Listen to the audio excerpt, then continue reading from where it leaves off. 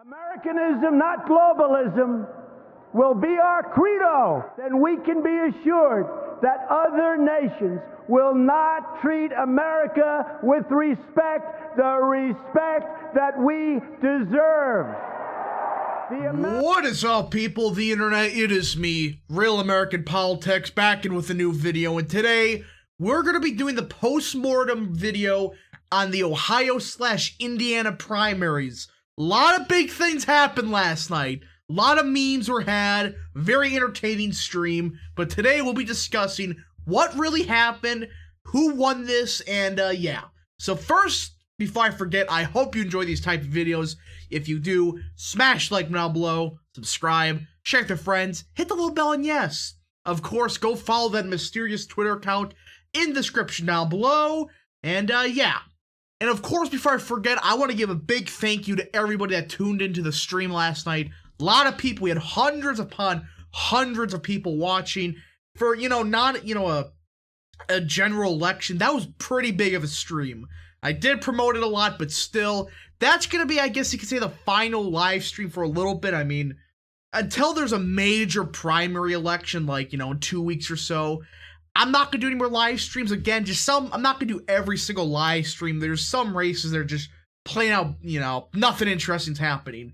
But for now, of course, I hope you enjoy those streams. We'll continue them throughout the year when there are, interesting races.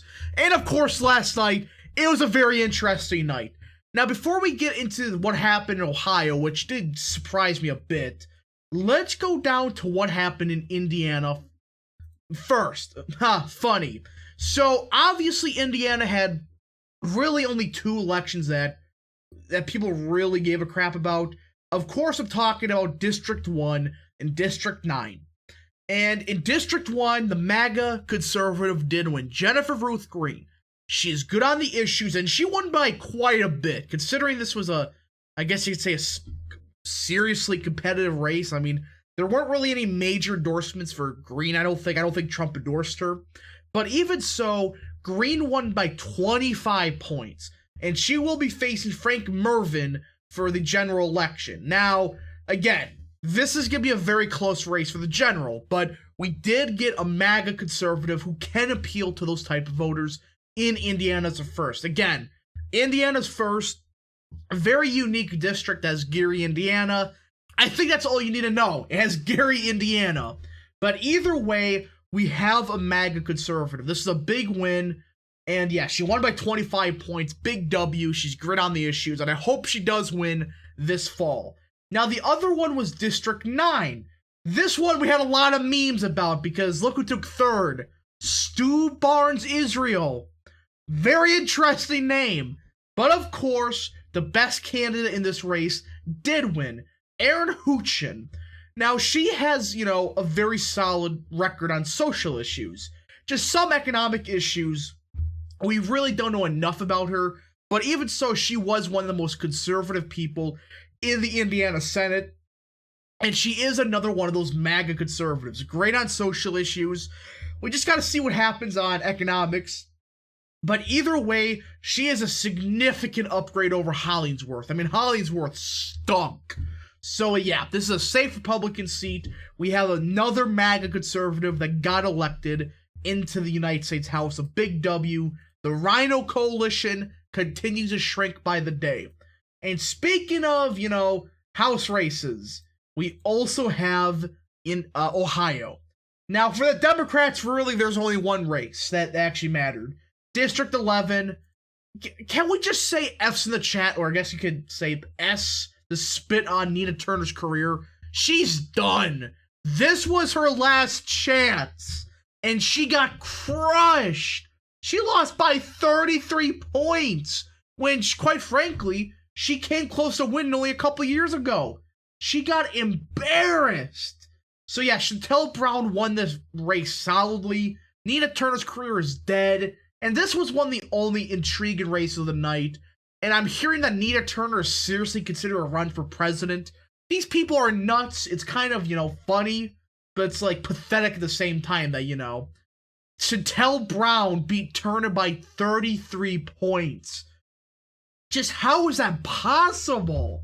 It was an awful night for progressives, as you can tell. Again, this was their main candidate for progressives, and they got crushed. Now, for Republicans, there were a couple big races, notably District 9, and this is where things really turned, alright? In District 9, J.R. Majowski, the America First conservative, great on all the issues, has won that race. This was a surprisingly close race. And Majowski, look, from what I heard, he did not have the best ground game. But even so, he won this race. And this is a huge win. You got America First conservative going up against Marcy Kaptur. I'm making sure I pronounce her name correctly. Either way, this is a big win. He won by 5 points. Again, he's going to win the general. I mean, it's an R+2 seat. It's like, yeah, that district's flipping. So we're getting America First conservative here. And the W's keep coming. District 7, Max Miller. All right, he's a MAGA conservative. He is solid on the issues, right? Not perfect, but solid enough. He got 71%. This was a district represented by Anthony Gonzalez.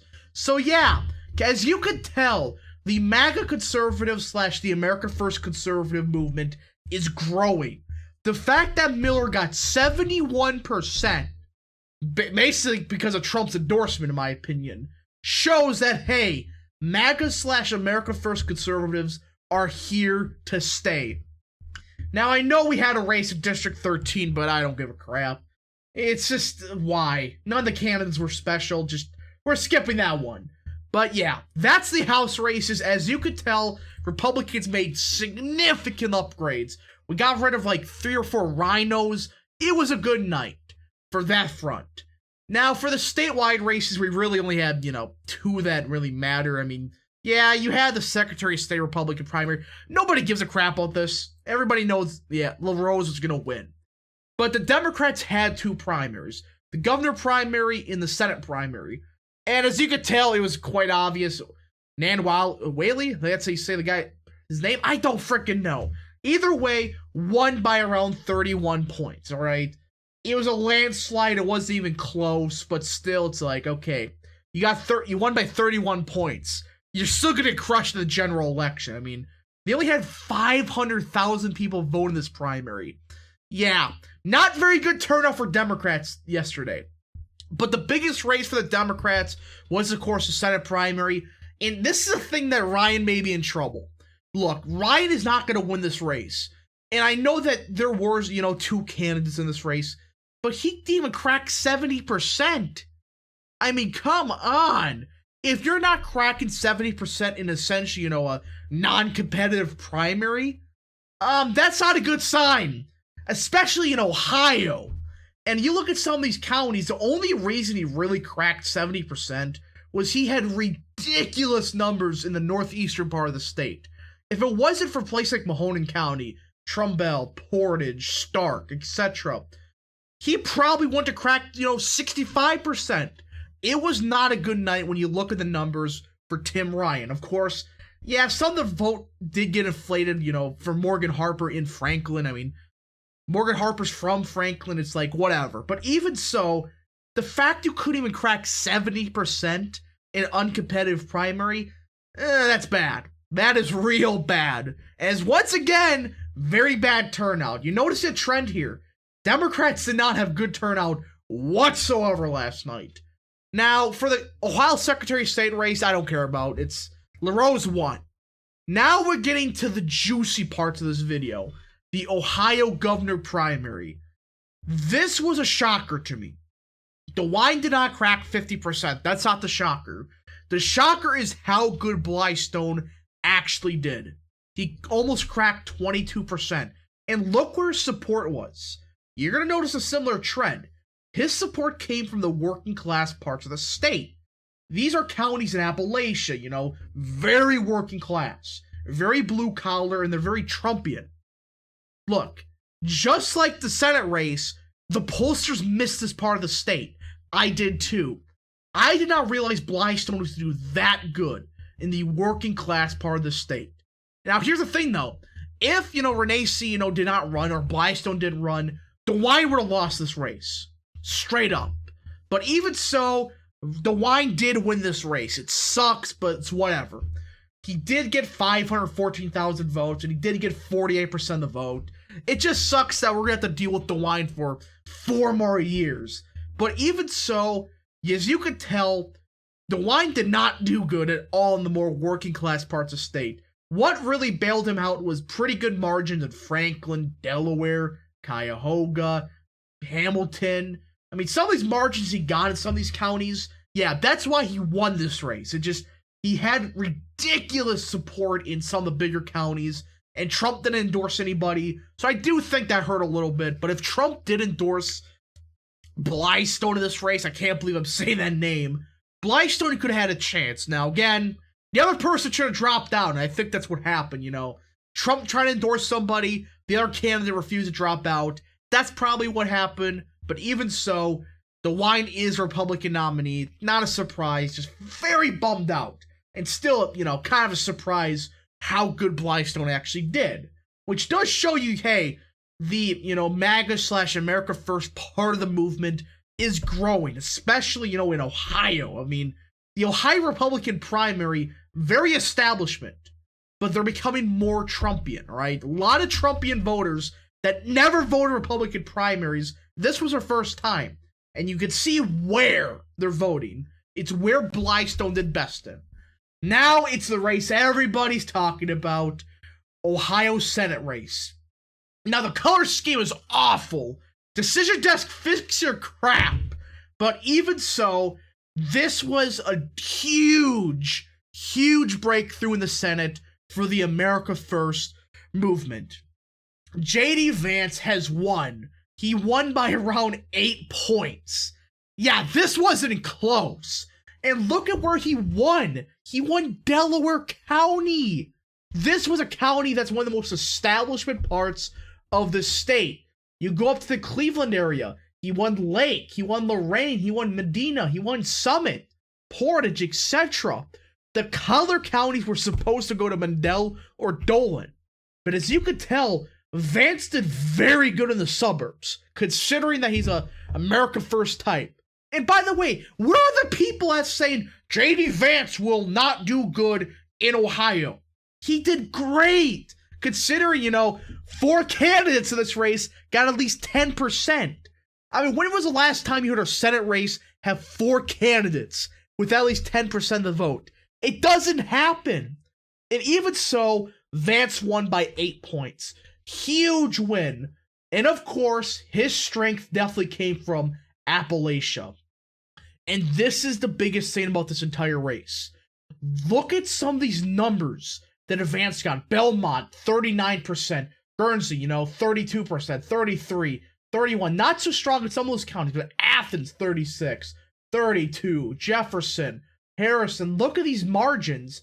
You go up to northeastern Ohio, Mahoning County, almost 40% of the vote. This is a county that voted Democrat for years. What's changing? It's becoming a more Trumpian-friendly part of the state. And that's why Vance was able to cruise. Trump's endorsement seriously played a huge effect on this race. Now, Vance is going to be facing Tim Ryan in the general election. Even if, Tim Ryan has unlimited funding, somehow, Vance is going to win this race handily. I mean, look at this. Vance and Josh Mandel, if you combine their vote totals, got more votes than every Democrat in the Senate primary.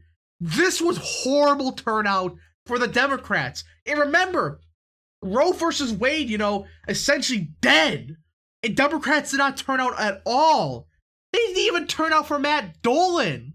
So this is huge. We go from a rhino in the United States Senate to an America First conservative in the same position just in one election.